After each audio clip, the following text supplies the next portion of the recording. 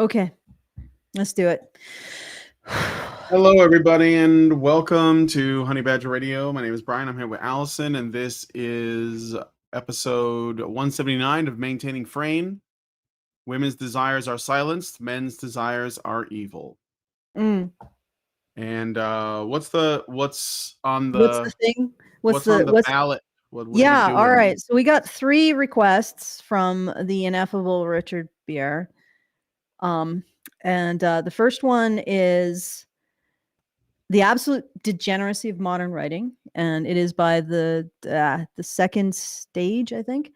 And she does analysis of writing, Second which is story. second story, and she does analysis of writing and the current state of the publishing industry, which I don't even know if you can refer to it as literature. It is basically just porn, wall to wall, every day, every moment for women, put out in public, wherever it can. It just like it's basically just filling up the crooks and crannies like a gigantic tsunami of gooning everywhere. It's just flooding Yep. everywhere. And it's because we don't actually push back against women's sexuality in any capacity at all. Really, we barely control women when it comes to their sexual violence. In fact, I would argue that we don't, and much less their fantasies, which now are encrusting the entire society. We are actually turning into a society, a society-wide encrusted mess of women's fantasies. You see it's in the Handmaiden's Tale, which is like I just recently saw. Did you see this post? It was a post of a woman who took a picture of herself in a handmaiden's dress. And incidentally, looking at the woman, she probably should be in gray and emptying trash cans, not an actual sexy red handmaiden. But she was like standing beside some guards or some National Guardmen in Washington, D.C. Have you seen this photo? No. Yeah, so there was 4 like guardsmen who were just sort of standing there making things more safe, and she posed herself and another woman in sexy red handmaidens dresses, because it's the red symbolizes their desirability, of course. And these dudes are just standing there making sure people don't get kidnapped, get things stolen, robbed, carjackings, and just trying to enforce the laws as Yeah. as is happening in Washington D.C. since all of this stuff is going down. Whether or not you like Donald Trump, this is what's happening. And she's making it about herself and some kind of sexual exploitation of women by posing herself beside these guys. And these guys are just chilling because they know that she's probably not a danger of any sort. Right. And then one dude's like waving to the camera like, "Hi, mom." And it's just, and that is turning this political situation into a fantasy that centers your sexual desirability. That's what that is. There's absolutely no reason to harass these men while they're doing work, to draw them into your weird, fucked up political, sexual, Gorean fantasy, otherwise known as 1984 plus gore for women. This contrived nonsense of the Handmaiden's Tale. There's no reason for it except that you are wanting to make a public spectacle of yourself as a actor in your own freaking stage. And that's like this. The politics is becoming saturated with women's thinking via their sexuality. So thinking in terms of this constant, oh, I'm going to be exploited sexually, I'm going to be sexually assaulted, et cetera, et cetera. That constant refocusing on the ultimate desirability of you as a woman. And then you have like female sexual fantasies being sold in Walmart at eye level with toddlers and all of this other crap. And it's, again, because we don't say to women, stow it. We say it to men, 100%. You're not going to find, I don't know, foot fetishes monthly on the lower rack at Walmart. We tell men to stow that shit, put it in brown paper bags, keep it in your rumpus rooms, that kind of thing. Just don't bring it out into public. Don't expose Incognito it. mode on your browser, right? Yeah, don't expose it to. But no, women can just shove their sexuality into everything, into politics, into literature, and that's basically what we're discussing. So obviously, the title is ironic. Women are not being silenced.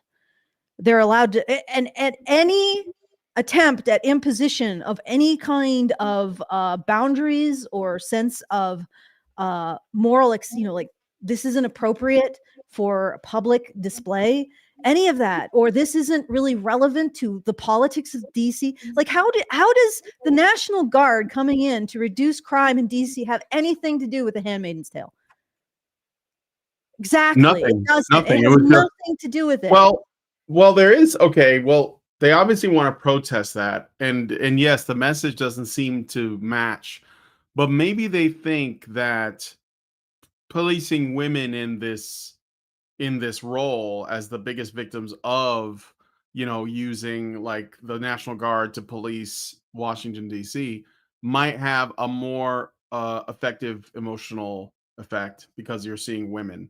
I mean, Mhm. I can't. That's if I'm being really charitable. That's what I can think of. So Yeah, I should find that photo for you guys so you can take a look at it. But of course, we do have to describe it for our non-viewers listening after the fact.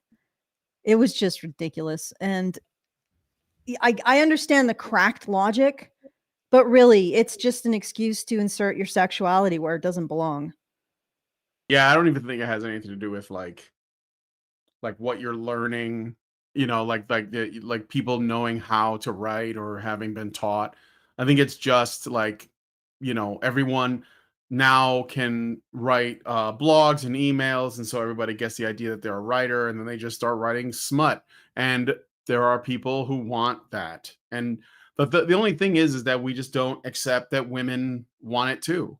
That's Mhm. basically the only thing, is that people just don't want to accept that this is some, and it's not like a certain kind of woman, like like some kind of trailer park ham beast that eats chocolates all day and watches reality TV. No, it's just women. Like, not all of them, but women of any background, of any class, of any creed. They all have this. Mhm. So And anyway, so I figured we'd look at somebody talking about what publishing has turned into, and then we'd look at someone talking, another individual talking about why the Wheel of Time failed, Greg Owen, because that is something that is media that should have appealed to men. And of course, once again, I'm guessing that it also had specific changes to appeal to a female audience's erotic sensibilities as well. That yeah, it was might be, made. Well, probably. I don't know about that. I never watched Wheel of Time yeah, because I knew it was going to be girl boss trash. yeah. Um, But that's just the usually that's state part of and things. parcel. That What? you have the girl boss trash, and then certain characters or situations are altered to also appeal to the romanticy Yeah. audience, because that's Yeah, huge yeah. now. And Is it like, could this have all just been because, I mean, I'm not saying it never existed. Obviously it's always existed, but like the making it mainstream and making it so like ubiquitous, is that because of Twilight? yes. Yeah, I think so. I Yeah. never read it, but that's what I would guess. Yeah. But Okay, so anyway. let's get into it. Let's start. All right. So Oh, this is actually, from the second things. story. It's called I what? forgot the things. Yeah, do the things. All right. So, if you would like to send us a message anytime throughout the show, you can do so at feedthebadger.com/just the tip. Very much appreciated. Best way to send us a tip and attach a message to that tip if you so desire. Feedthebadger.com/just the tip. And we are doing a fundraiser for our event coming up really fast. It is September 13th in Next week. Calgary, Alberta, Canada. You might be like, we might be able to find some room if you RSVP now. So badger at feedthebadger.com if you're interested at all, just so that I have a heads up and I can tell you if we even have room anymore. So feedthebadger.com/events for more information on that. And you can also support the event. And I have to do a big shout out to Janice Fiamengo, who did support. She actually she isn't going to be able to come. She really wanted to, but there was some family health issues. I guess everybody's getting to that age, and she wasn't able to actually come, but she did reserve a room, and she has supported the convention to the tune of $1,000. So thank you, Janice Wow. Fiamengo. Awesome, Thank you, Janice. Thank you. Janice. Very much appreciated. And we will be making arrangements so that she can remote in. So if you're also interested in taking part remotely, you can RSVP at feedthebadger.com. All right. So yeah, let's just get into it. I mean, it's quite late already. All right, let's play a bit of the intro. This is the first video, The Absolute Degeneracy of Modern Writing by The Second Story.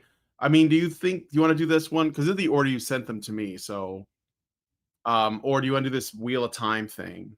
Yeah, let's go into the Wheel of Time. It'll be like a bit of a change of pace. All right. So this is Greg Owen. The Wheel of Time failed because modern writers don't know people. Okay. So let me I got the time codes here. So all right, let's start with the opening, because I always start with the opening because then they're sort of like, setting the stage, right? So Hey, you know what makes a story great? It's the people. The people. I know it's common to talk about people like hating Hollywood and wokeness and such, but I know at this point a lot of you aren't angry, really. Not anymore. You're bored. You're apathetic. Like, what's that? A male feminist is making a video game that subverts Christianity and the heroine has a masculine look? Yawn. More and more, stories are not focused on characters who behave like real people because the writers have never met any. They've only seen online avatars and Tumblr fan forums. So all that's left then is the plot, which leaves you with and then stories. This happens, and then this happens, and then this happens. And then. No and then. And then. No and then. And then. No and then. okay. Yeah, that's so because you don't have an in-depth character or an understanding of character to be the hidden structure in your story. So the evolution of your character or the revealing of your character as the hidden structure. He's right that stories degenerate into if and then. So and what happened then? And instead of presenting stakes and meaning, they just present the next twist. What a twist. Which also breaks down well into shareable sound bites for our 5-second attention span now.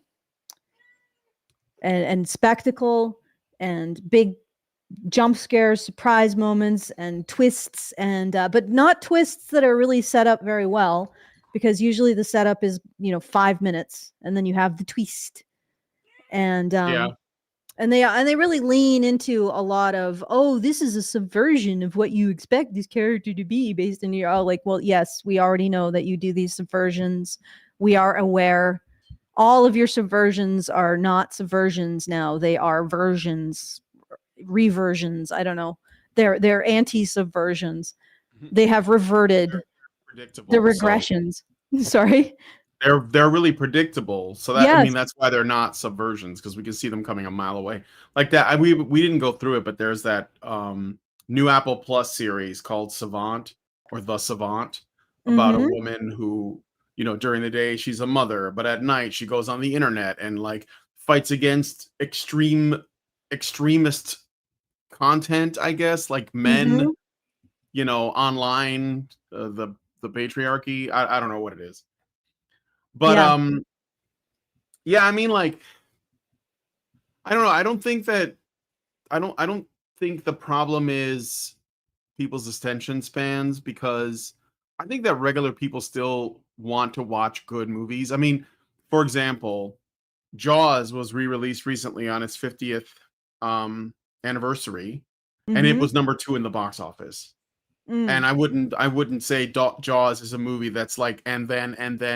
In fact, if you've never seen Jaws, or maybe you haven't seen it in a while, there's suspense. There's a lot of suspense, and it's a very slow burn. Like there are moments where the shark comes, but like the shark's not in the movie that much. And most of it is the three men hunting the shark. And they're just like bonding and stuff, right? They're getting to know each other. Like you have like the captain, was it Quint? And then you have like Rob Schneider's character, and then you have Richard Dreyfuss. And mainly those three guys are the only people in the movie for most of it. And then you see the shark sometimes. But it was number 2 in the box office. Like it was, some people say that's because everything else is awful. I mean, yes, that's partly true, but I think that it shows you that movies like Jaws, or good films that don't do the and then thing, people still want that. So it's certainly not an issue of the audience; it's an issue of the people who are telling the stories. So I got to ask, how did they get this job? And also, going back to that earlier clip of Neil Druckmann, bragging about his his next woke video game project, Intergalactic, the Heretic Prophet, which, subverts Christianity and has a masculine looking female character in it. I mean, you could say that's, like it's lazy, it's predictable, it's boring, but why aren't we asking the question, why then does he insist on doing it? Like, what is the motive behind this content that clearly nobody wants? I mean, like, I don't think nobody wants it. Why has this stuff existed? We've been getting it still, and people cope around it. Like Concord was a game put out by Sony, and it was such a catastrophic failure because of its horrendous art design that it had to shut down after 10 days. And they had to shut down this AAA project after 10 days because no one was playing it because of how ugly it was. And the ugliness was on purpose on their part. They were like, we need this to look a certain way because we have to have representation. And it was just ugly. And there's still, there are people at Sony saying, well, this is a good thing that it failed. Because they're still coping around it, is what I'm saying. They're still making excuses for it. You have to ask, why? What is this about? I don't think it's about trying to produce a piece of art that people want at all. I don't think it's about that. But anyway, sorry, I digressed a lot. Yeah, well, it might also just be a power fantasy around salvation for the male author, to be honest. Like that, I find, there's this fantasy of giving a woman everything. And producing a world in which she, it's like a fantasy world of perfection, and I think that some male authors get sucked into that, and then they write things like Ray, where she just ridiculous, the world bends over backwards to make itself about her and to make her get everything that she could possibly want and be seen as a great hero, and it's almost like a Santa Claus syndrome. Yeah, they're just giving. Neil Druckmann personally knew Anita Sarkeesian, and he did a talk about how she how much of an impact she had on him. So yeah, I don't know what else to add. I don't think I have to add anything else. You guys go from there. Okay, so let's go see. to the next. Let's go to his main point, maybe. Yeah. So I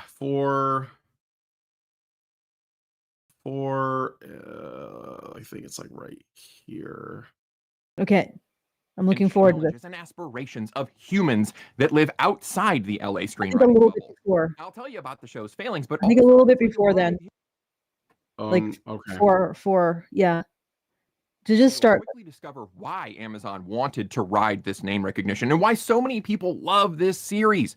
When you read them, you can tell Robert Jordan lived an actual life. He met real people. He understood the concerns and challenges and aspirations of humans that live outside the LA screenwriting bubble.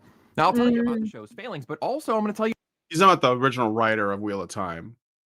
Have you read Wheel of Time? Okay, I'm going to be really honest. I tried to read Wheel of Time. And I'm not a fan of epic fantasy. I've never read it, so yeah, I'm not a fan of epic fantasy. I did not get through the first chapter because I got really, really tired of the young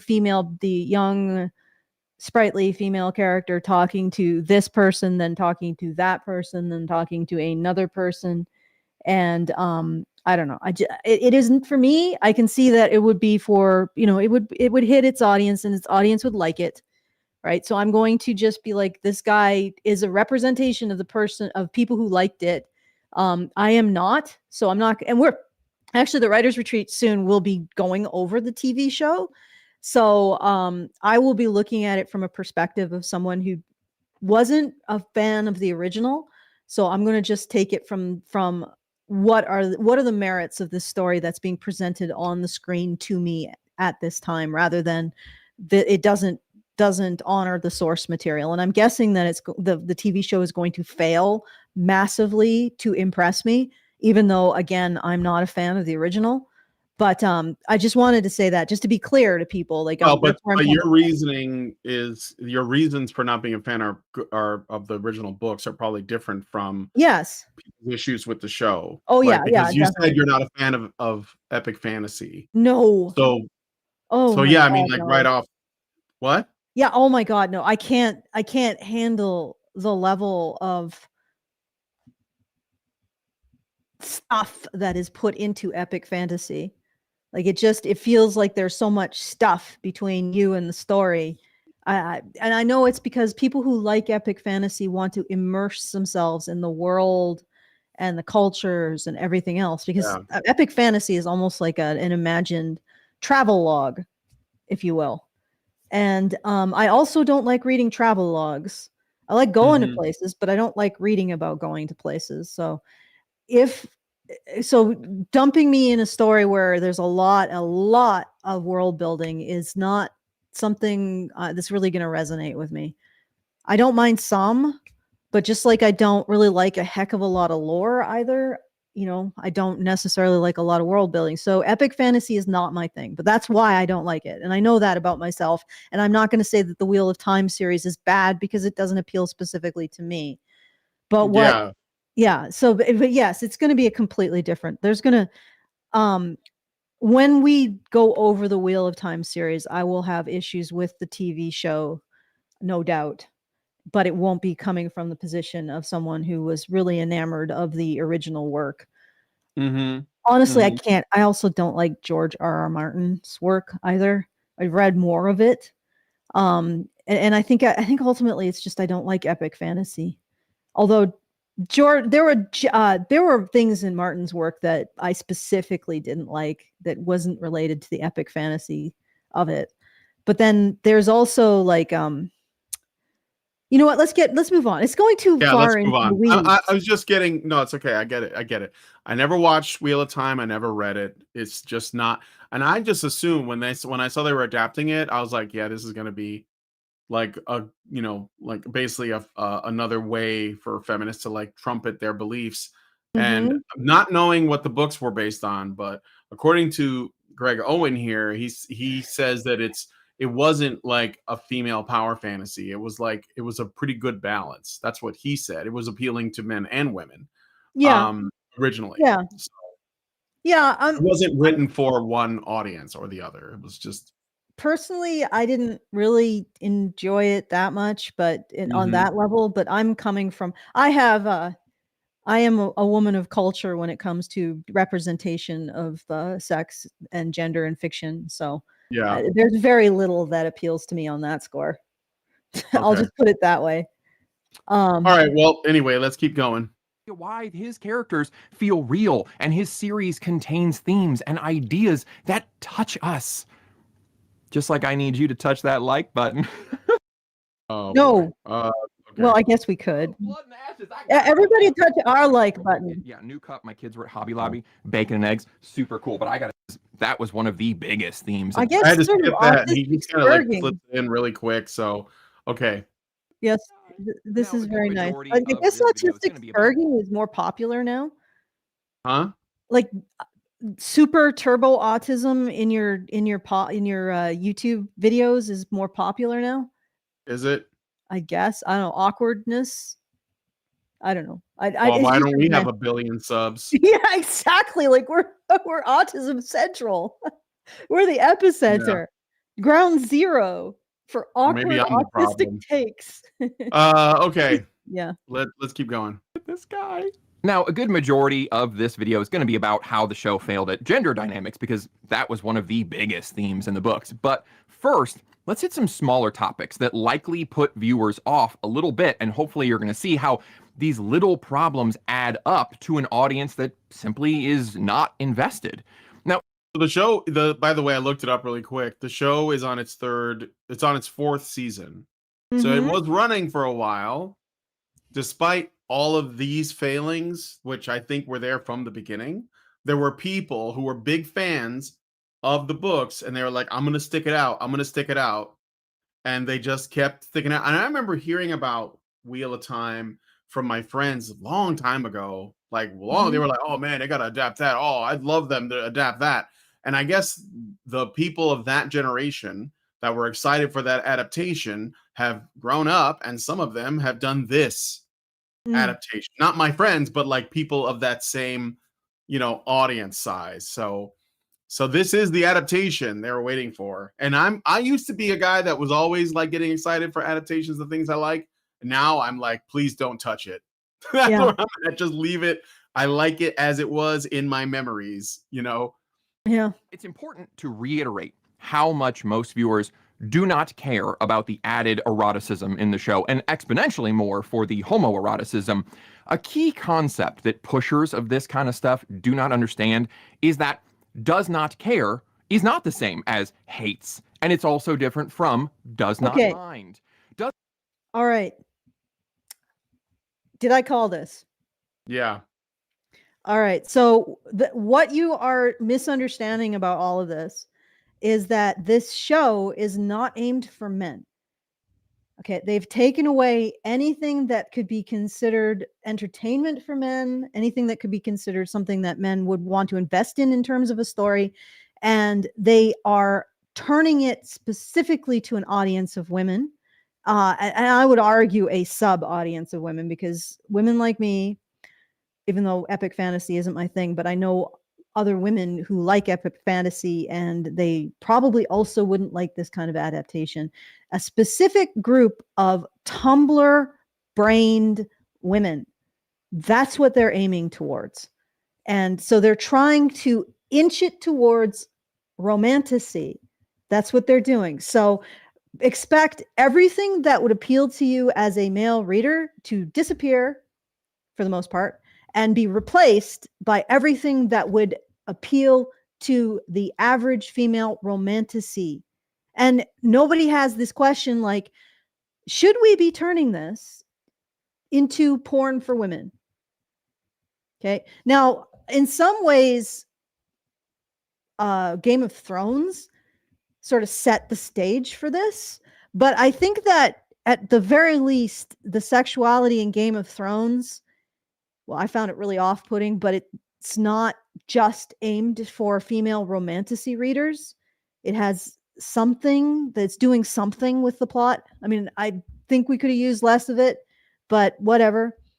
Having watched The House of Dragging On, it's actually made Game of Thrones a lot more watchable, simply because there's so much what the fuck is going on in Game of Thrones. Whereas in House of Dragging On, it is so dreary and nothing happens except women moping over the consequences of decisions that they're making and then blaming everyone else for them. But regardless, so I think Game of Thrones can be blamed a little bit for this, but Game of Thrones sexuality wasn't specifically aimed at the romantasy market. This is. So if something gets adapted in the modern era, you have to think of it less of a genuine adaptation and more of a fanfic re-envisioning of the source material. And I think that the problem is that fans of the original, like the book Wheel of Time, don't realize that they aren't the target audience here. They're using name recognition, they're using story elements, and they are creating a erotic version. And they did this in porn. You know how you'd have like Pirates of the Caribbean, and then you would have the porn version. Yeah. And this is essentially what this is. There's the Wheel of Time books, and then there's the porn version of Wheel of Time, and that's what they're putting on TV.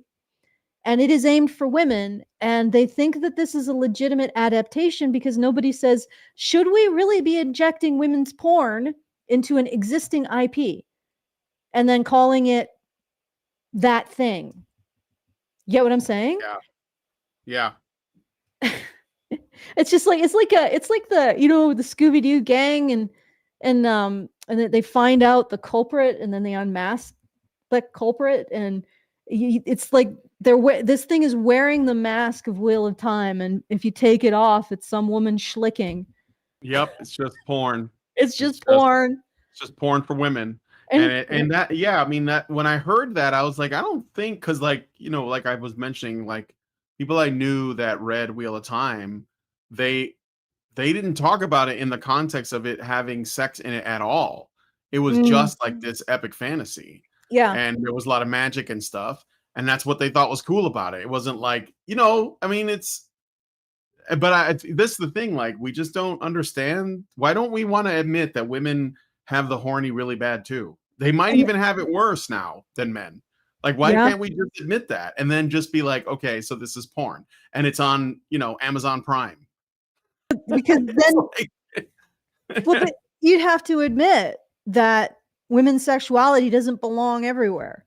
Yeah, exactly. It doesn't need to leave a slug trail over every single exploitable IP in existence. Yeah. Not everything has to glisten with somebody's juices and freaking crust. Like we can contain that to the bedroom so that we aren't just sliding around. Yeah, but that sounds like you're silencing women, though.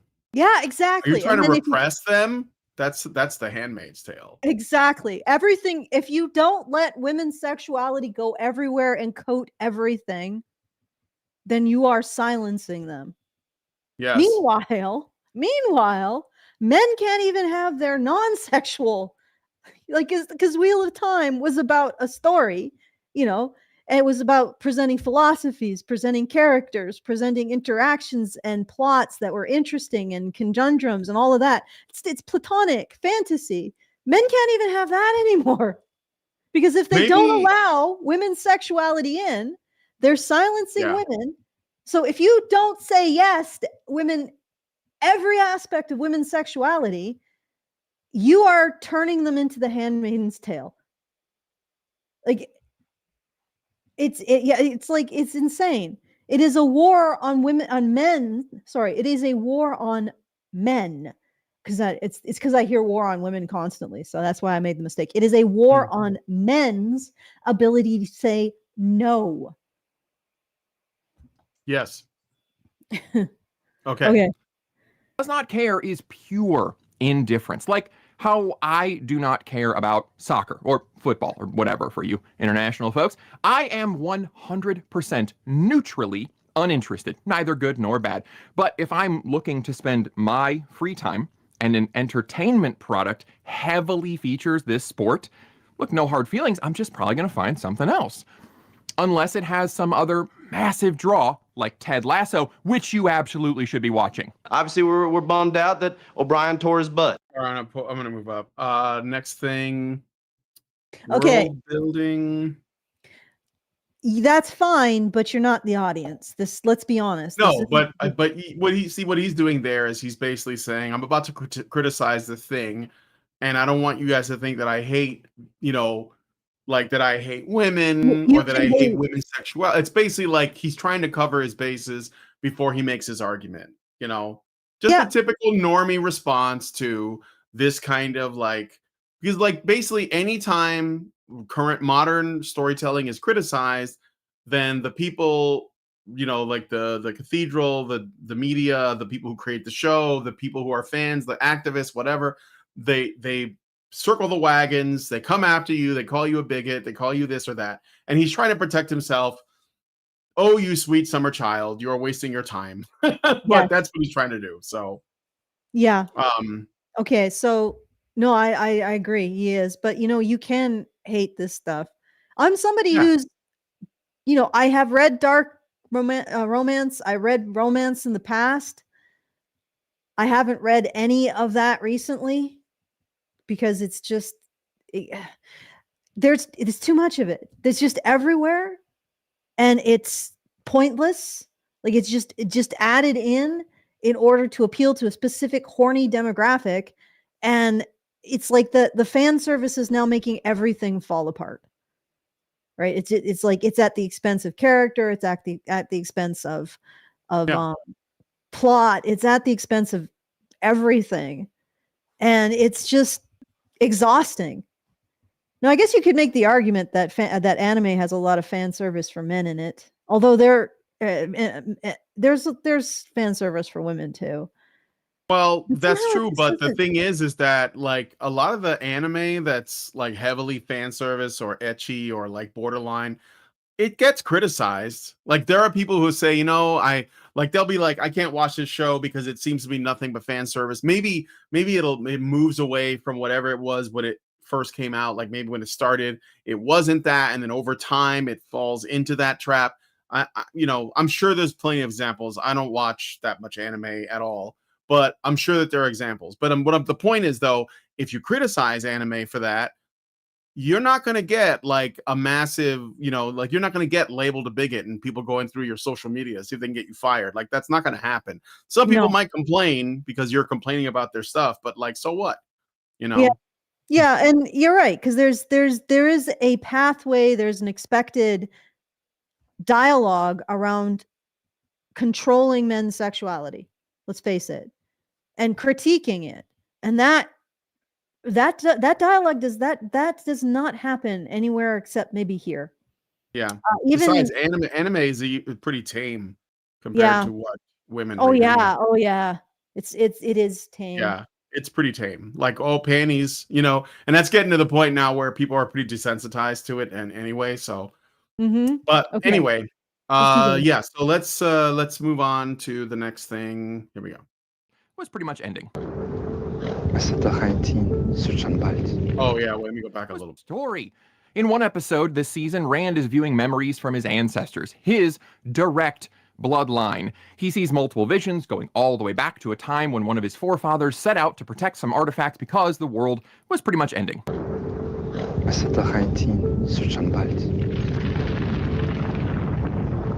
Is this Rand? Now, did you notice Yeah. something that might cause a problem for the ancestral memory? The gay content. What? Rand was not gay in the. Oh fuck it. Never mind. What am I even bothering with that? Okay. But Oh, but what's the problem? Allison, the women want to see them be gay. Oh, Why that is it wasn't right. women like to see heterosexual sexy stuff, lesbian sexy stuff, and gay sexy stuff? Men don't really work that way. We're pretty much like, I don't know, maybe we're just boring. All right, I got a super chow. Do you want me to read it or do you want to say Sure, go something? ahead. All right. Anonymous, thank you, gives us $10, Sir Super Chow, and says Danny Sulikowski is making the rounds on podcasts recently, talking about feminism and female reproductive suppression. Very interesting that she pointed out that men are simply the unlucky and indirect target of feminism. Basically, that feminism is not an attack on men, but instead they are disposable and convenient tools used to attack other women. Makes so much sense now why Karen claims she is not an MRA but an anti-feminist.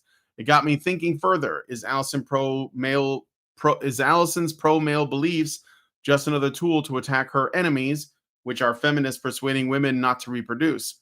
I would love to see Allison start interviewing guests, even though Brian is doing an awesome job already. It would be refreshing content to see live any civil challenges to her opinions. I nominate Danny Solikowski or Andrew Wilson to the pilot of Coffee Time with Allison. Thank you, Anonymous. That's you can nominate as much as you want, but I don't think that I mean, I don't want to say it won't happen, but there's I don't think that for whatever reason I don't think that's going to happen. But I mean, I can talk about it. My pro-male beliefs are mostly because I like men. Like, honestly, what I started in this, I did, like, if you want an understanding of where I'm coming from, when I started in this, well, first of all, my mother gave me the first book, the first vaguely anti-feminist book that I ever had, and that sort of started me on the path. But one of my big concerns was male victims of sexual assault and domestic violence and advocacy for them. And when I started, I thought that feminists were simply misinformed or ignorant about the issues. And then as I attempted to inform them, I became more and more aware that this isn't ignorance, it's active malice towards male victims of sexual assault and domestic violence. There's active discrimination against them. They're very aware, and many of them are very aware of the actual scope. Like Mary Koss knows the scope of how many men will report forced sex on surveys. That's why she has made it a point to go in and manipulate the phrasing in such a way to make that not obvious. And so when I started, I was like, oh, I'm just going to inform people of these issues. And now I'm at the point where it's obvious to me that if we want to see full recognition of male victims of sexual assault and domestic violence, feminism can't exist in a world where that happens, because they are using these narratives that men use sexual violence and domestic sexual and domestic violence to uphold patriarchy. And the biggest counter evidence to that is the sheer scope of sexual abuse of men and boys and physical abuse of men and boys by women. So they're never going to acknowledge it. They're never going to support services for these things. In fact, in the UK, they lump statistics around sexual and domestic abuse of boys and men into statistics on women. So they use men to increase the overall prevalence and give them zero services. So this is at this point, I am fully able to say that these are bad actors, but I never conceived of my advocacy for male victims of sexual assault and domestic violence as a tool to harm feminists. I never originally conceived of it. It took a long time before I realized that feminism has put itself in the way of that advocacy. Therefore, feminism has to go. So it's not real, like, I never really started from the position of fighting feminists. I started from the position of advocating for specific issues. And while that was like the issue that really concerns me, I still also, false accusation, loss of parental rights, discrimination in schools, and all of the other stuff that comes out of it is a concern for me. But like I said, I didn't start by saying, oh, okay, I'm going to be anti-feminist. I started by saying I want these issues addressed. And then it became abundantly apparent to me that the only way that these issues are going to be addressed is if feminism ceases to have the sway that it does over these institutions, or at least there is a space where people who can build these services can operate outside of the feminist framework. So that's where I came from. So I don't know if is there like an element of intersectional I think I'm too dumb for really to understand to that level intersectional competition between women. I'm not really good at it that well. I mean, I have sort of developed these skills simply by rote dealing with these women online. But they were never something that I come to me naturally. And in terms of competing against women who don't want to reproduce, honestly, that's not my focus either. Again, it's mostly on advocating for men's issues. I just noticed that the fact that our society has gone over the feminist cliff, refused men's issues in order to support feminist ideology, is resulting in a complete free fall of the birth rate. And so I bring that up as a way of explaining the consequences of ignoring the issues that we bring up, more than actual advocacy against women who do that. I'm sorry, I am a thoroughbred pro-male rights person. I'm always going to focus on that. I'm always going to look at things through that lens, and nobody can stop me. So I hope that answers your question. If you have any further questions, you can also pop into like the vertical chat and ask for any clarification. Okay. Well, I mean, they'll try to stop me, but I'll keep doing it until they cut my tongue out. And even then, I can tell you. Yeah. So again, I don't have a lot of context because I didn't watch the show. I didn't read the books, but apparently they made this guy gay or an ancestor of his gay. And I think it was just to scratch an itch that women watching the show had. I mean, that's the only reason. But so let's see what else is wrong here. Concept.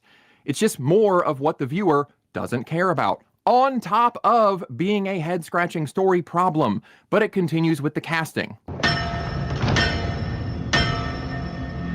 Sisters, this week we lost Marith Jayan. Again, story problem, because we're working with a magic system that has distinct male and female halves. But beyond that, it's another immersion-breaking reminder to the viewer that this is a show made by people who want to impose what they wish the current world looked like instead of fleshing out this fantasy world for their entertainment. They do.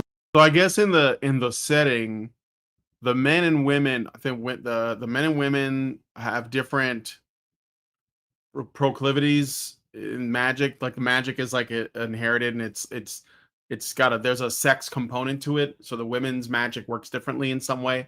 I don't really know. And the scene showed a trans woman, and so he's like, "How does that work?" Because that the book, there was no trans woman in the book. Obviously, I mean, if there was, then they probably worked something out. But like that whole thing is like a giant monkey wrench in the lore, I guess, right? So, because the magic system is based on your biological sex, so your chromosomes. Right. And I mean, you could probably explore something interesting with a trans woman who does men's magic or is subject to the restrictions that men are, or whatever else. Yeah. I don't know. It's just, but like, I guess you could, but if that wasn't in the book and the people watching the show want the book, then that's well, it. I'm looking at this from a neutral, how to improve the actual storytelling without Right, looking I understand. at the like, okay, I can look at this from, this is not in the lore, this is not in the book, keep it out. You can also look at it from, if you want to do this, how do you implement it in a way that is actually compelling? So I'm not saying that it's legitimate from point of view one. No, I understand, but I I'm mean, saying, like, obviously they just crammed it in there and obviously. didn't even think about And like that they either they're stupid or they think the audience is stupid and they're just gonna like let that go and no one's gonna say anything, and they almost get dared to saying something. I dare you to say something about this, right? But okay, let's keep going. Well, before we continue, let me point something out. I think that even more than the woke elements, and maybe this is like a woke fundamental mindset, or the social justice warrior elements, or whatever. The name keeps changing. I don't like that, but even more than that, this represents a complete disrespect to the audience. Yeah. And that's actually what really aggravates me. Because the thing is, if you watch any older films, you will see diverse characters. You'll sometimes see actual trans women and trans men characters, or gender fluidity, or like some like it hot and other stuff like that. You will see this stuff, but it is written in a way that makes the stories compelling. It still respects the audience. And there was a Hollywood at some point that respected the audience's time and their investment in the story. And to me, that is the worst part of all of this, is that these people have reversed the expectation of respect. As a storyteller, you're there to earn the respect of your audience. Your audience doesn't have to earn your respect by tolerating whatever slop you put in front of them. And that to me is like the real fundamental problem with all of this. I mean, I don't know if I've offended people by saying that, but that to me is what's wrong. It's to me, the lack of seeing yourself as having to earn the respect of your audience, the lack of seeing yourself as having to earn the skills to develop that merit as a storyteller. That's what really aggravates me. And honestly, to me, the real problem with the people that write this is that they are lazy and entitled, and they think they're owed an audience. All right. The people in the audience care about. Oh, real quick, because I'm going to get some comments, just want to head off the rebuttals from anybody that's going to want to say that, well, the books had transgenders and they're going to bring up Erengar. I just want you to please take a minute, consider the implications of using the example of one of the villains, a highly lustful man who was reincarnated into a woman's body as an ironic punishment by Satan. Do you want to use that? Now, that apathy and disconnect. There's an example of an in-world, like, because if magic exists, then maybe the concept of transgenderism itself is affected by magic. Because if you could magically make yourself the opposite sex, then Yeah.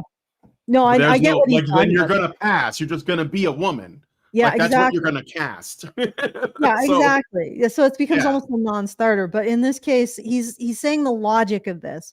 So the character that's sort of the world equivalent of Satan incarnated one of his lieutenants as a woman as a punishment, I guess, for disobedience. That's what I'm guessing. No, from what I know who was about lore. before he was like a lustful man. So it was Yes. like the whole, like, you know, now Do you are you the thing really that you take do you advantage really of. want to screw with that? And the answer is a complete lack of artistic integrity, sir. We are dealing with a complete lack of artistic integrity. They don't want to be responsible for any external standard, including understanding the lore in such a way that they can, you know, find a place to insert their trans character that makes sense in the context of the plot, the lore, the characterization. They don't want to do that because they'd have no artistic integrity. None. They just want to do whatever is convenient. And they don't even care about the implications of what they do to the things that they advocate. I swear to God, this is the primary sin here is sloth, is laziness. Yeah. You know, and it is laziness protected by self-righteousness. Well, yeah, I was Laziness, gonna say laziness and pride, because like the inability to say, I think I did this wrong or poorly. Because when people say that was bad, then what happens? They say, no, you're bad because you didn't like what I made. So, yeah. all right. We've gone for over an hour, and I'm a little worried that because I got to pick Lindsay up. So So what was at the 3, gender, the specific gender? I want to jump to the gender part. That's what I was gonna do. That's Okay. exactly what I was gonna do. All So right. let's jump ahead to this. About it. What about you two? Did you use the ways to come here? It's unimportant. It won't come up again. That lack of What the travel detail fuck? makes the world feel tiny, which is All right, wait. precisely What? Why are we talking about the size of the world? Okay, don't move it. It's probably just an issue with the Yeah, chapter. where he put his chapter. Yeah, I just want to make a point. That woman's voice threw me right out. it sounded like it was like dubbed over, like afterwards. When are we gonna stop for some avocado toast? I need my butt cheeks shined. Don't worry about it. I need my vulva bedazzled. Where's that? Like, where's the bedazzling stall in the bazaar? I always hated whenever like somebody just didn't know how to write themselves out of something, so they would just make the characters say something like, "Well, you know, you can't know that yet." Like they're basically saying, "You don't. I can't tell you that now. That's not important right now." Spoilers. That basically means the writer's like, I don't really have the answer to this question yet. Come back to me later. That's usually what it is. All right. You so know? Yeah. Laziness, self-righteousness, and greed. That's what this is. This entire project is all of that. It is the we've covered 3 of the 7 deadly sins already. Then we got sloth, greed, and pride. What's next? We got lust. Well, we got That's in here too. 4. That's 4. So left is gluttony, wrath, Anger and envy.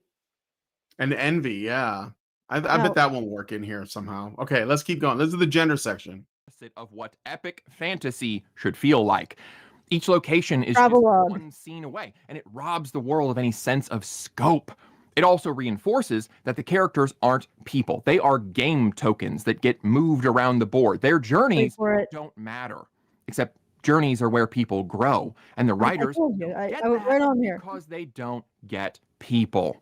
These little issues cause the Stop viewer it for a to second. at least subconsciously wonder what doesn't feel right about the show. Travel times, world building, casting. These aren't just a collection of nitpicks. This is a core storytelling problem. This is a world that doesn't feel real, filled with people who also don't feel real. And the lack of care and understanding shown by the folks making this bleeds into every part of it. And even if you don't consciously notice all of them, the whole experience is weakened, and even non-book fans are going to stop watching. And they did. Okay. However, the Stop. biggest issue with the show. Can you hear me? All right, Okay. Here's the gender bit. Okay, 1336. Can I just address some of this? It's because these shows are made for shareable bites and visuals and interactions that can be snipped and shared, like emojis or memes, and also again laziness. And I'm like looking at the actual. There's some serious production values in this stuff, right? And nobody, like, all of it's going to the production values, and for some reason a stable of 150 writers, none of whom can actually seem to be able to write, like have no actual merit.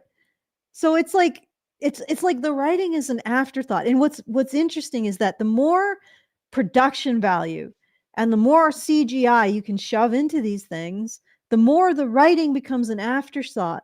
Because when you had something like Jason and the Argonauts, you had to have compelling characters, you had to have compelling plots, because while some people will be there for the novelty of the special effects, most people won't. And it's your verisimilitude and other aspects of your storytelling that is going to sell the claymation as real, right? You have to have characters that feel real. You have to have events that feel real. You have to have a world that feels real to some degree, or at least is presents a sense of adventure, as we were talking about on the Beat Saber show. Otherwise, people are not going to buy into like earlier versions of special effects. And if you do present characters that people can resonate with their expressions, like they can, if Luke sees some gigantic Death Star coming, you can resonate with his fear and his determination or whatever. That makes the Death Star more real, even if the special effects aren't completely authentic. But because we don't do that anymore, we don't focus on verisimilitude in other areas that are basically required. Like you need writing to do that. This stuff becomes hollow, and it doesn't feel real because the characters aren't real. The plot really isn't real. How institutions function isn't real. And storytelling really, at least it might be the central task of storytellers, is to be able to create a sense of that authenticity just with words on a page. That's like, think about the CGI that you get when you're just words on a page, right? But they don't have those skills. There are 150 writers in the writer pools. None of them can actually write. None of them know how to frame things in a way that creates authenticity. It's so much easier to just write out identity-based chick tracks. Okay. Yeah. All right. Now he's going to talk about the gender thing. Okay, good. Handling of gender dynamics, falling into the same traps of useless male characters and flawless females that has been heavily robbing stories of their interest for over a decade now. These folks really don't get how men and women behave. It's a failure that's even more shameful since the source material was all about this dynamic and how most of our failures lie in seeing the opposite sex as the opponent instead of a partner. Robert Jordan was an expert at exploring the subtle differences or unadmitted similarities between men and women, often in very humorous ways. One particular funny scene from the books happens when Perrin and Fail are coming back to the town of Emmons Field, and the mayor's wife knows that Fail is a foreigner, so she takes her aside for a quick little woman-to-woman chat about how to handle these country men. Few pages later, the couple is met up with two village men who haven't seen Perrin since he left and he was single. One takes him aside to give a little dadvice about how to handle women, and it's basically the same advice, both times. Each group thinks they've outsmarted the other. And it's a recurring theme with that town having a town council of men and also a woman's circle. And each one thinks they're really running the town and they're letting the other play at running unimportant matters. It's hilarious. All right. And it's actually accurate to history. Peasant societies were very much like that. Yeah.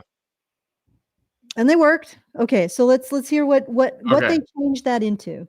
Yeah. Comedy in these books is so underrated. Unfortunately, the show is made by people who are on 6th or 7th wave feminism now and would not allow any of this kind of humor, and they certainly didn't want to have even the appearance of men being superior to women. This killed the writing because it left zero room for levity, and it resulted in the female characters being flawless, which is another way of saying boring. When you're terrified to give a character flaws, you also don't give them any story whatsoever. And since the writers think that you're too stupid to understand their enlightened ideals, they also end up creating dialogue that is as terrible as it is insulting. I came to save you, but it looks like you didn't need it. I love this show. Oh God. Oh God. You know what's great is they're still doing that. They're still doing that. I don't need saving. They're still doing that. Like anybody gives a shit at this point. No, you just need. I came to save you, but it looks like I wasn't needed. Well, that's all right, milady. It's so cringe. McQueen. You should kneel before her, kiss her feet. McQueen. You saved me by your very presence, McQueen. Okay. Let me if just. women don't need saving, could they shut the fuck up now? Like really? Could you if this is the ideal, ladies, maybe you should just shut up about your complaints. And in fact, if you don't need saving, maybe you can do some saving. Have you ever considered that? Let's move on. Like Jonathan was showing me this clip of this woman who was talking about how she supports herself and she's like, I'm a strong, independent woman. I support myself. And the men were laughing because they're like, that's it. That's what we're supposed to celebrate. You doing the bare minimum of an adult. Like, this is it. Like, you saving yourself is the bare minimum. Now show me you ladies saving some men. Right? I doubt that's going to happen. Yeah. Well, maybe it will, but then they have to be. They have to act like it is some huge imposition, and that it makes the man lesser. So let me qualify. You save men, and you act like it is your honor to serve. You act with gratitude because the men have your back too, and you don't belittle men. That would be actually revolutionary, don't you think? Like just would to be if they were just to be- interested in being creative and revolutionary. just to be a member of the team, and not stick it to the man. And that would actually demonstrate that the idea of men and women having each other's backs and having the capability of doing so, that would actually be real equality. All right. Favorite part, the heavy-handedness. Also, because the showrunners favored the female characters, but wanted to keep calling this an adaptation, the men needed to be on screen for at least a while, but they had nothing to do, so they were boring. A good portion of the show features people who have little to no reason to be there. So you have a terrible viewing experience where you wonder, who is this Matt guy? And why is anybody letting this jerk hang around since he's completely useless? Oh, second season's almost over. I guess we gotta let him toot this hideous looking horn. Book says we have to, whatever. Book Matt is mischievous, impulsive, and hilarious, but will always have your back. Show Matt is just there. I can actually summarize Book Matt for you really, really quickly. Oh, here we go. Okay. You won't catch me doing that. I just want to gamble. I'm no bloody hero, Matt exclaimed, while proceeding to do the most heroic thing. It's just that, again and again. But if anything happened to him, I would kill everyone in this room and then myself. The cramped nature of this adaptation leaves no room for setup or motivations to unfold. Yeah, so how do you adapt a story where the author was trying to give, like, I guess he has like a cast of characters and he wants them all to have an appeal. I didn't read the book, so I don't know if he succeeded, but I assume he did because it's a very popular book series amongst people who like to read fantasy. So he has all these characters and he gave them all stuff to do. I look at like this Lord of the Rings because I know Lord of the Rings. Okay, so you're doing Lord of the Rings and you got like you have to give screen time and story time and moments to shine for Frodo and Sam and Aragorn and Legolas and Gimli and Merry and Pippin and Gandalf, right? And that's just the good guys. You also got to give time for, Saruman and the orcs and the goblins, and you got to give time to Treebeard, you got to give time to the ring wraiths, and you give them all their things. They have their own, the things that they do that are very impactful in the story. And if you do like this kind of adaptation, then what they're going to do is they're going to give as much time as possible to Galadriel and Arwen and Eowyn, and the male characters are just going to be there. Like they're going to do what they have to do. Like, oh, well, I guess Gandalf does, throw himself at the Balrog at one point, so we'll just do that really quick. But most of the time he's doing nothing because we can't have the men outshine the women at any point ever in the story, right? Even if the story is about men. So, and the women have to do a bunch of stuff that the men didn't do, or they basically replaced them in some way, except for like the extremely important things. I think I may be exaggerating, but I think that's what he's trying to say about this character in the story. Well, when you write through the intersectional lens, you really only have two characters, and honestly, you just really have one. And that is the oppressor and the oppressed. And the oppressed always have to have moments of overcoming their oppression and proving the perception of the oppressor wrong. And you'll see if you watch, I'm guessing, now I haven't seen the TV show yet, but I'm guessing most character interactions devolve into that. So some relationship between the oppressed and the oppressor. And because women are the oppressed, they're going to have scenes of sticking it to the man, being better than the man, overcoming the man, finding out that they were perfect all along because the man says that they have to actually achieve something to achieve something.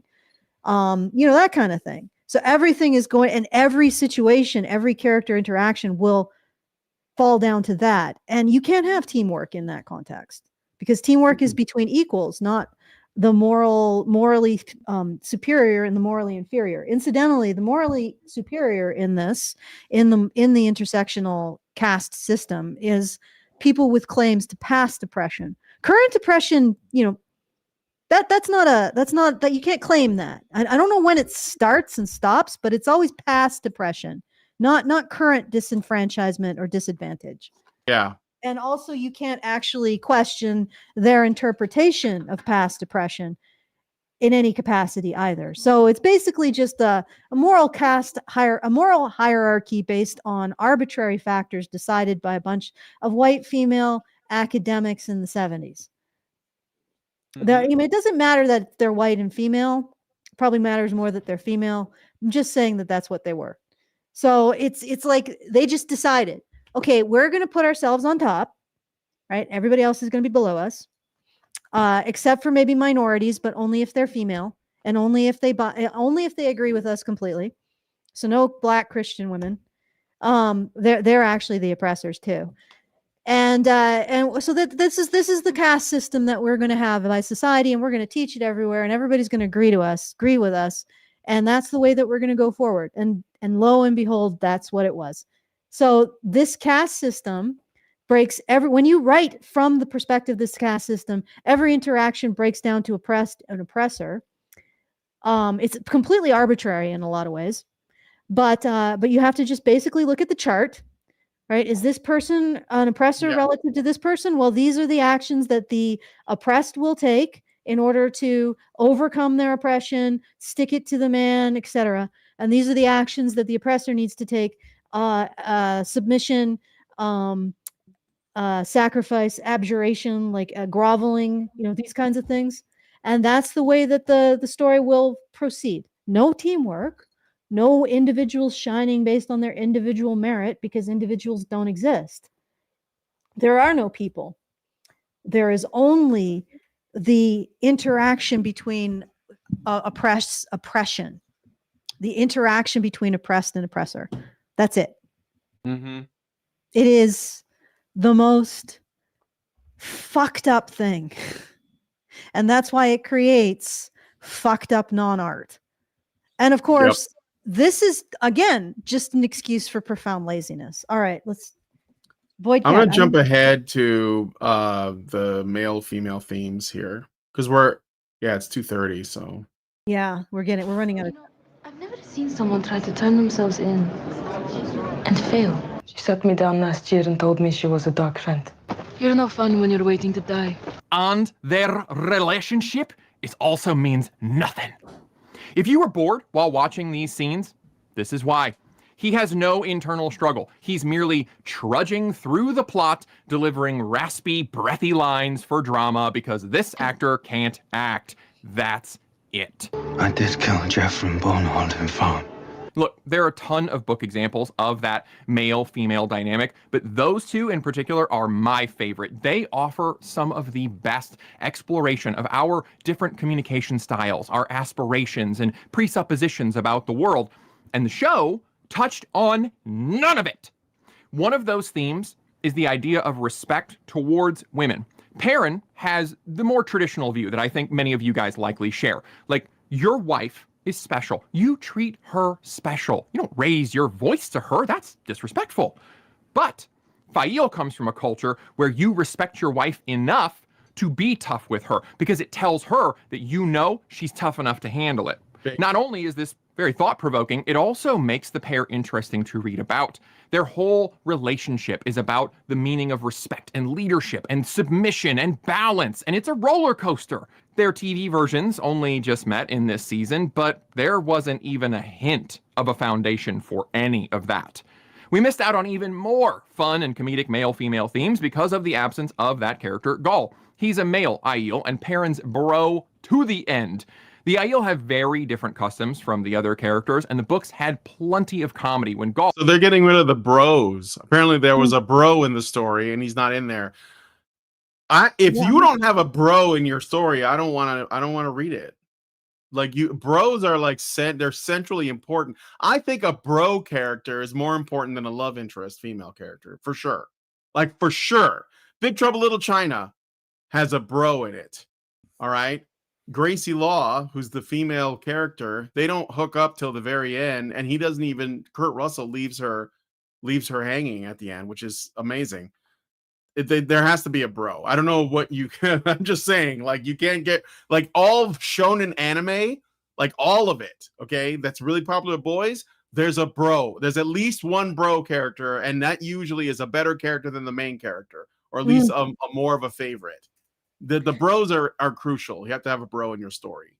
Yeah, I would point out that this is still taking a big step back.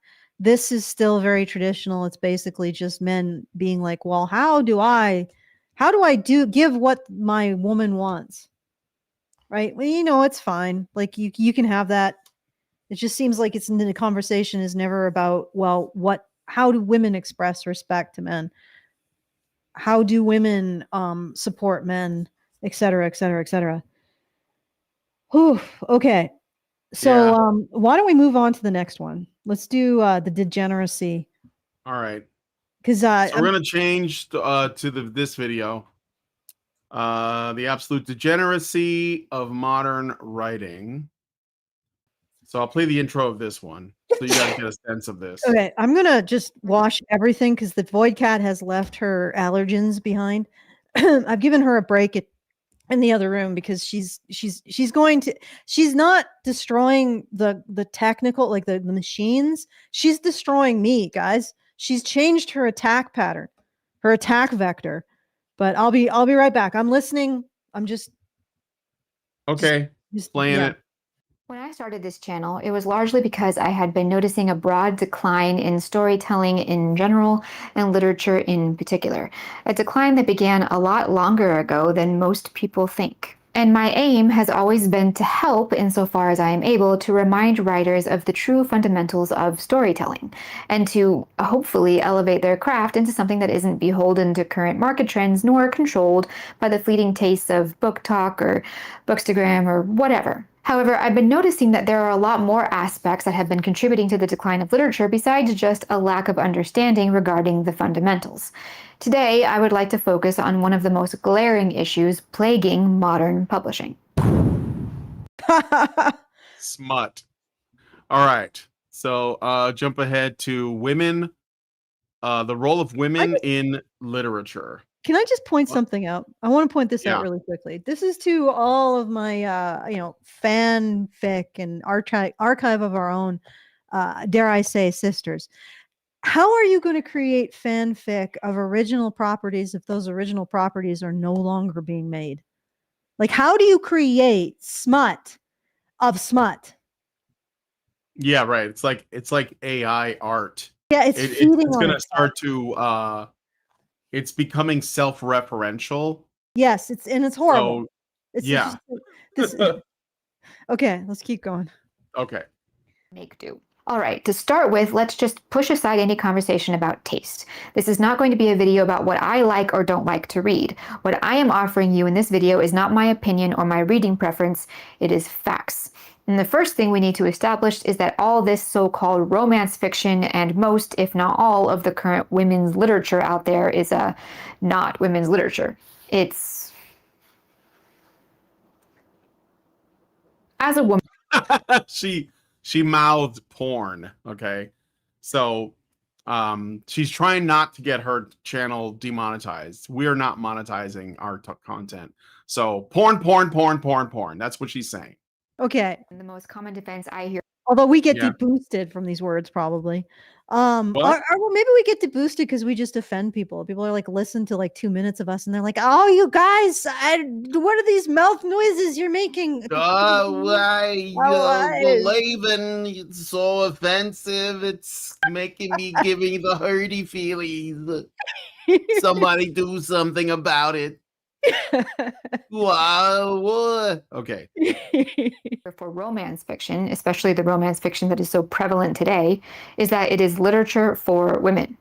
Whenever anyone tries to express some concern about these genres or the nature of their content, that person is immediately condemned for being anti-woman or anti-women's literature. The idea being that these types of books are not just popular among women, but that they define womanhood, and to be opposed to them in any way is to be opposed to women. What, you never wanted to get fucked by a minotaur? How were you anti-woman? There was a book going around. Yeah, we're gonna be cover. I saw it on X, and it was like some I don't know. It's a romantasy book, obviously, of like minotaurs imprisoning women and making them into their breed slaves. And I was like, does anybody get rescued? Like, does and everyone's sharing it around. I remember Stefan Molyneux was one of them, and he was like, please tell me this isn't something that actually exists. And people were like, oh, yes, it does. we're potentially gonna read the first chapter at the convention, the writers retreat with Mike. Oh, you know about the book? Yes, we've had it as a request. Oh my God. Yes. Good luck to you, Allison. I don't know. It's Again, I will look at it from the point of view of artistic merit and writing competency. Hey, we got X chat. Did you know Yeah. that? X chat? Yeah, like Twitter. Oh. I have the Twitter chat and people commenting. Samuel Foreman, homosexual relationships were hinted at but never featured. The TV series changed both of these points. Yeah, well, they weren't, but the show made it a thing because like the sex in the books existed, but it wasn't like something they spent a lot of time on. But the show spent a lot more time on it because Yeah, because women watch it. it So is it's the woman's porn version of World of War of Wheel of Time. That's it. yeah, Let's just but the thing is that while you have to get the men's porn version of something, from your local sticky floored video rental, you can get the women's version of porn on any mainstream streaming service. Because we don't recognize that women's sexuality should be contained. It's not an infinite good. I have no idea why Voidcat is like absolutely determined to interrupt the stream. Why Yeah. are you doing this? Like you are absolutely determined to do this. And I can't tell you why. She's this one of those days. Maybe it's a full moon. that's just cats. JoJo's chilling over here sleeping. Yeah, Well, JoJo sort of. is the goodest of good boys. Yeah, he is. And Mia is That's just that JoJo. We're talking about you. a vector of Looking at chaos. me like, don't bother me right now. All right. He's doing something very important. He's like sleeping. Let's keep going. Such as myself, who are critical of these books, are often said to be suffering from internalized misogyny. The reality about all this is that it isn't a question of woman versus anti-woman, or even woman versus man. The issue here is probably one of the oldest ones in existence. Let's let her finish her thought, but I'm going to. All right. It's the normalization of explicit adult entertainment. Whether it's men who are trying to do that is pretty irrelevant, because the number one reason anyone has men really trying to normalize adult entertainment? Are men really trying to do that? I mean, aside from Game of Thrones, but that was like an HBO. But is this? I didn't really think that Game of Thrones was titillating though. Was it? I was sort of gross. I think it was just kind of exploitative. Like not that the actors were being exploited, but it was something kind of like shock value. Like you could just tell the people who made it were like, look at us, we're so edgy. This isn't your dad's Lord of the Rings. This is edgier and adult. Look at the penis. And I'm just like, but where are the dragons and the sword fights? Oh, there are none because the story just drags on forever. That's House of Dragon. Well, there are none because technically there weren't any dragons really in that. But okay. No, but I mean like the fantasy stuff that was cool. Like most of the fantasy stuff. I will say it improved significantly with the dragons. While the world looked like a fantasy world and it had all of the, the costumes and the locations and there was a map and the cool intro, but when it came down to actually seeing like some shit happen, most of it was done off screen or it was people reflecting on it. Hey man, remember that time that old boy charged the front lines with a flaming sword? And I was like, oh, when is that going to happen? It didn't. And I was like, no, this isn't for me. This isn't for me. Like, I want to see the stuff. Don't tell me about it. Show it to me. But anyway,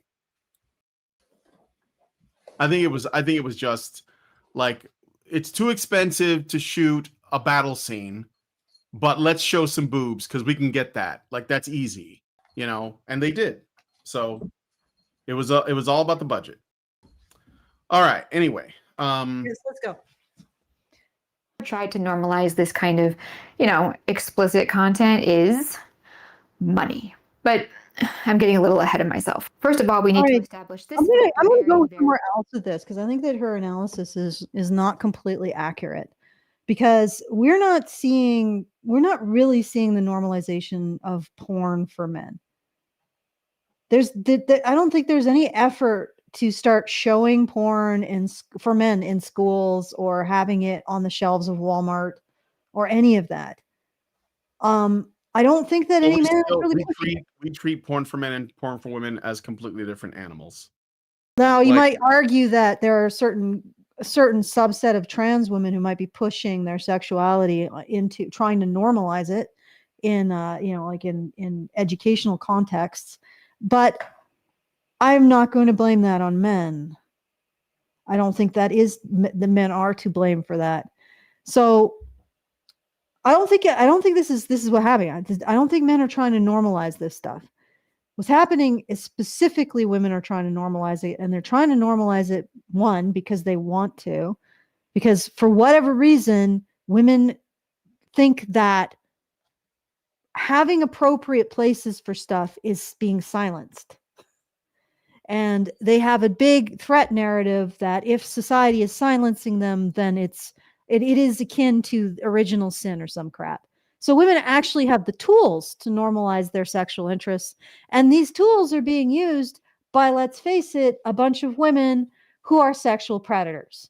And they are making women like this fall in line because they want to appear to be a block. They want to appear to use the oppression of women in order to inflict their sexual behavior on others, like true freaking predators.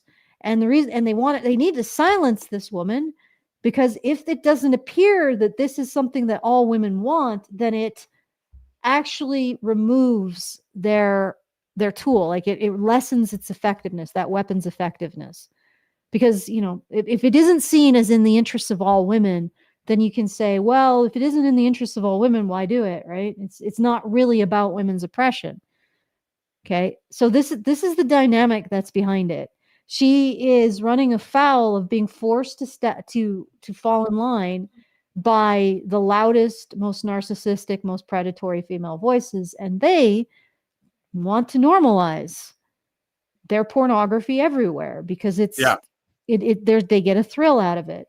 That's what exhibitionists do. They get a thrill out of shoving their junk in your face, right? They get a thrill out of breaking people's boundaries. And they're not just normalizing smut. Apparently, they've normalized sexual assault at their conventions because this has been an internal problem with the romance genre.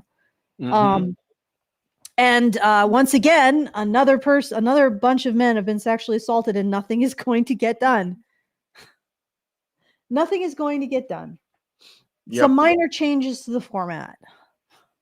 But the people who put on the convention are still going to continue to run those conventions because that's a non-starter. I mean, really, if you think about it, when a man says no to a woman sexually and she says, ha, ha, ha, ha, I'm going to take what I want anyway, that's really sticking it to the patriarchy, right? Mm-hmm. So, enjoy. Like you are on this wild lady, you are on this wild ride without getting off, because the loudest voices in the room, the loudest female voices in the room have decided that this is what they want to do. And they are not going to listen to you saying, hey, I don't want actually smut and everything. They aren't going to listen to that. They're just going to do whatever they can to silence you. I have been there, and I have been there for things other than I don't really want smut in my fiction. I've been there for, hey, can we bring male victims of sexual assault, domestic violence, parental, all of these things? Can we actually have a conversation about them? And I got a sure, and then boot. Like sure in public and then boot in private. So, this is the way it is. You are now a nail that needs to be hammered down by the sisterhood. And don't blame this on men, and don't say this is a universal thing that, I'm just putting sex in there. No, that's not a universal thing. All right.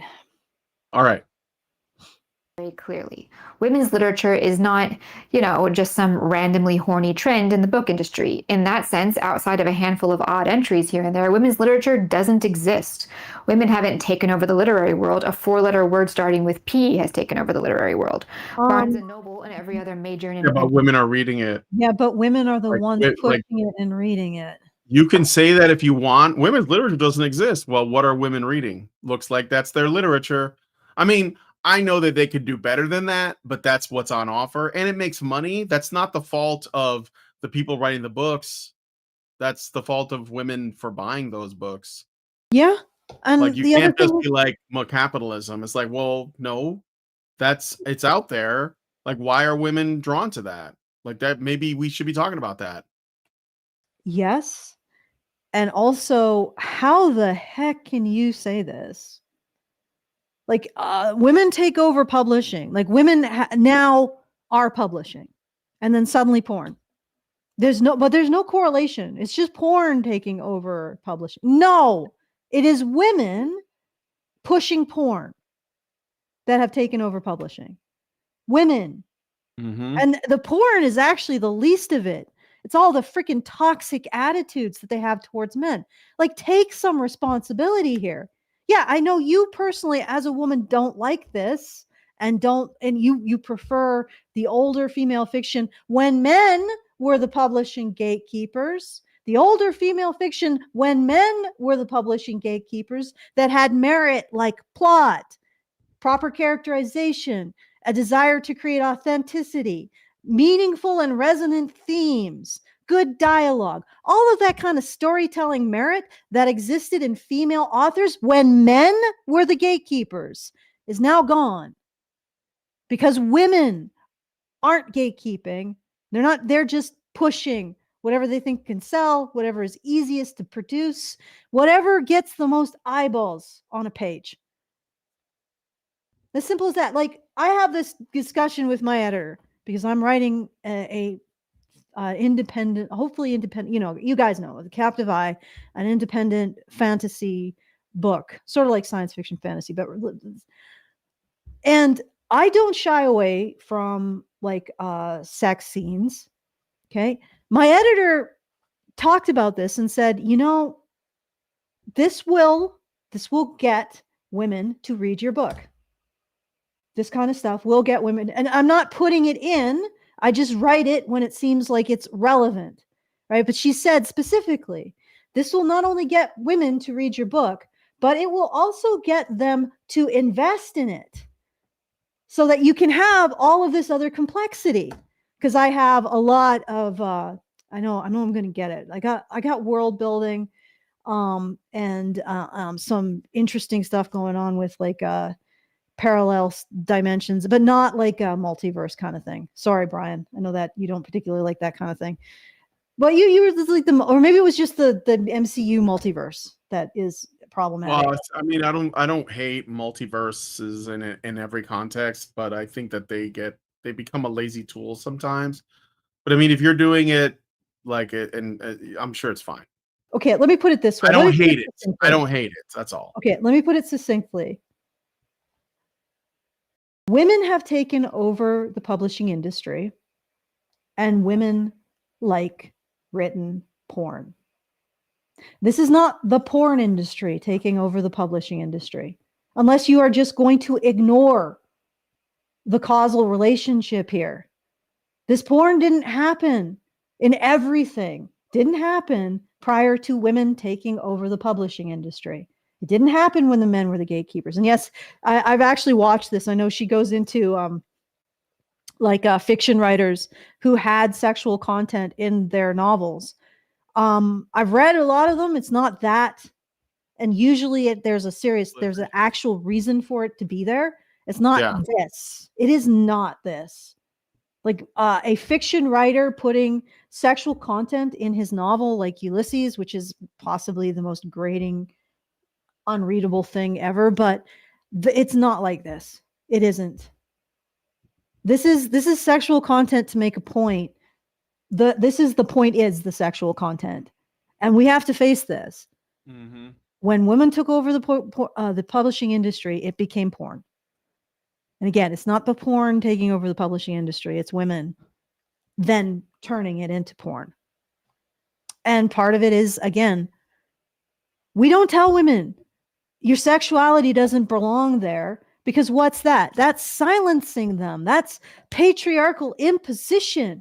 That's the worst thing you could do, and it causes babies to spontaneously die and cats to get cat pox. I don't know, like So anyway, let's keep. I just it's like I'm averse to this absolving women of responsibility here. Okay, I get it. bookseller, especially all those new romance bookshops, have now just become another kind of adult entertainment store. And no, that's not a good thing. Now, I know what you might be thinking. This is not XXX adult entertainment. This is. You are actually incorrect. For a man, average man, I don't know, reading an explicit depiction of a sex act might not really get the job done. Men typically tend to gravitate towards seeing the act on the screen in one form or another. Women have always, on average, preferred to read it, even if some do end up hooked on the filmed version. The female mind has pretty much the same reaction, generally speaking, to the written version. In fact, written erotic content tends to have even more of an impact on the minds of women than filmed erotic content. Why? Because men and women engage with media in fundamentally different ways. When it comes to adult entertainment, your simple, straightforward two people banging video isn't really going to do much of anything for a woman, generally speaking. There have been numerous studies done regarding female sexuality or the differences between male and female arousal, and generally across the board, they'll tell you that women require what is sometimes called mental mapping to be sexually aroused. That is, there needs to be more story and more opportunity for her to feel empathy. That's just how it is for a woman.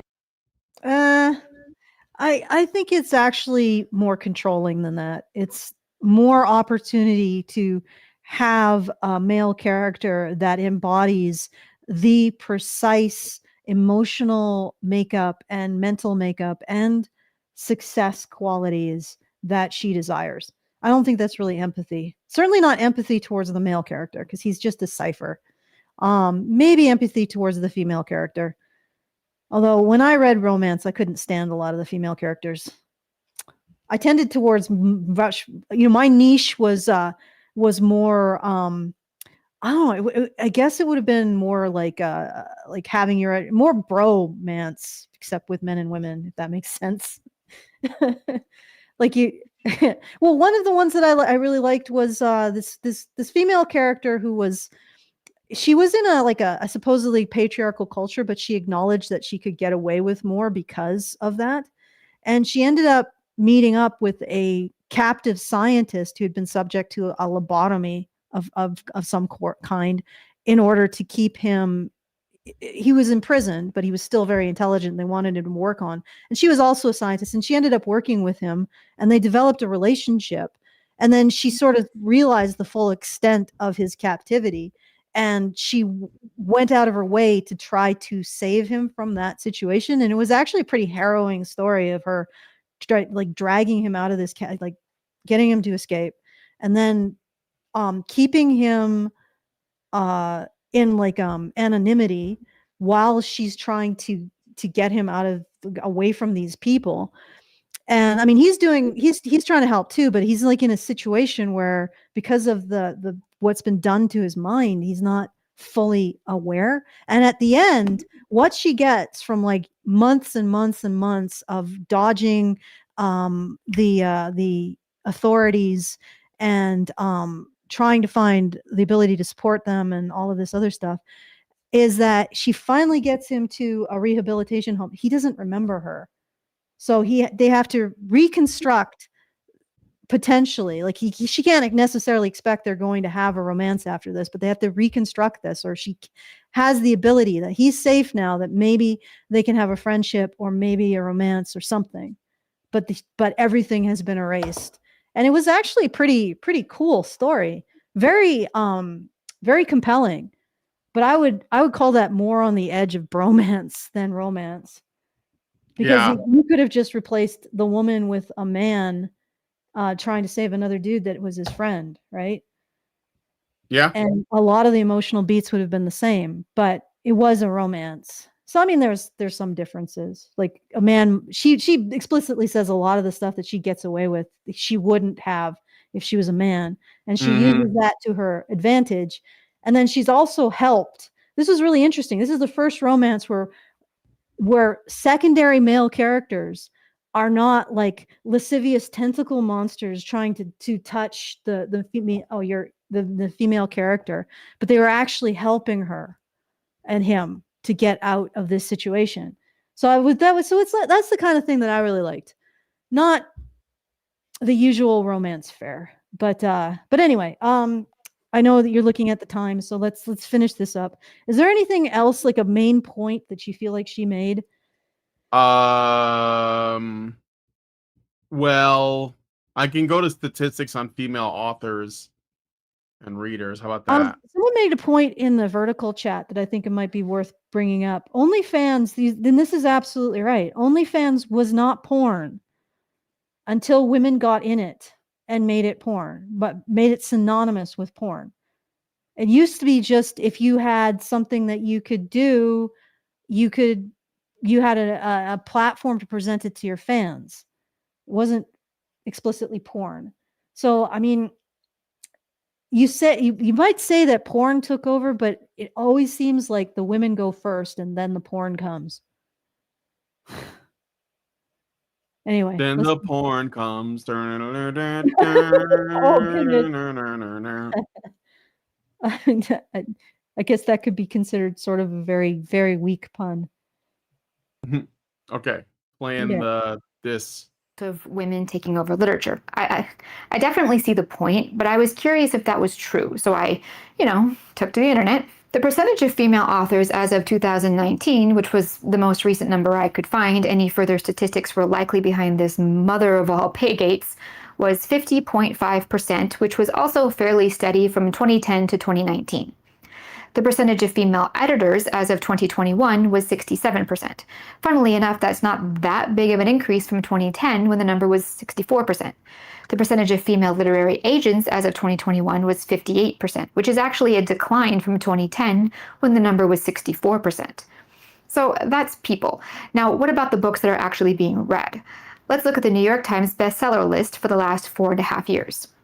In 2020, out of 34 best-selling authors, 16 were women. In 2021, 21 out of 37 were women. In 2022, 12 out of 22 were women. In 2023, 11 out of 24. In 2024, 17 out of 32. And so far in 2025, it's been about 8 out of 13.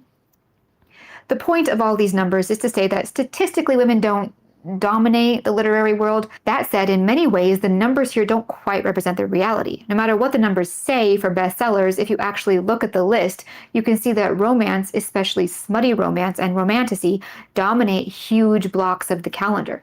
And a lot of these female writers have female agents. And obviously, readers of these books will be predominantly female. Okay, So just a women sec, might not stopping her quite- here. There are still the same male authors that dominate the bestsellers. So Stephen King, Brandon Sanderson. Trying to think of, there's probably more, but I can't think of them off the top Yeah, of my like head. the same men that Yeah. were topping the charts before are still Yeah, topping the same men that was topping the charts like 20 years ago are still topping the charts, right? So you're not going like they're basically almost independents now. They're independent of the publishing industry. So to look at that and say, oh well, look at these men. No, they are. No, but I think what she's trying to say is not. She's saying that the number of women editors, writers, and so on hasn't changed much. But when you look at what women are reading, then most of the top books being read by women are those smutty pornographic novels that are written, edited, and well, I forget the other thing, but like written and edited by women primarily. So even though there are, yes, there are still male writers as well, and it looks like it's more or less the same. Like it's so the 48 to 52. I mean, that's sort of like basically a split.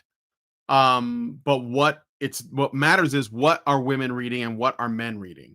That's what's different, right? Women are reading the smut, men are reading a variety of things, horror, suspense, women are reading true crime too. But if you can like make both of those things fit together, then yeah, that'll probably be even better. So but I think that ultimately it's what women are reading more than sort of like trying to say something about like the balance. So yeah, and what women are reading is determining what's being published. I'm sorry, like I go to a bookstore now and it's wall to wall romantasy. That isn't because of men; it's because of women. And you can look at the stats of, and the other thing is that a lot of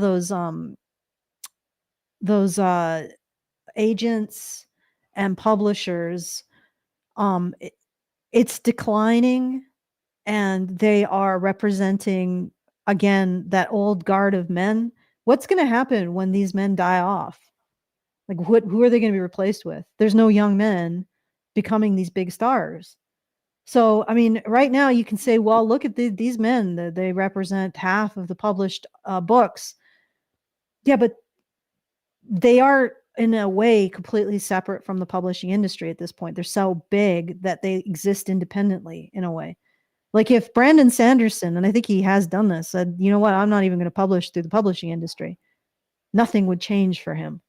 You know, if Stephen King did that, nothing would change for him.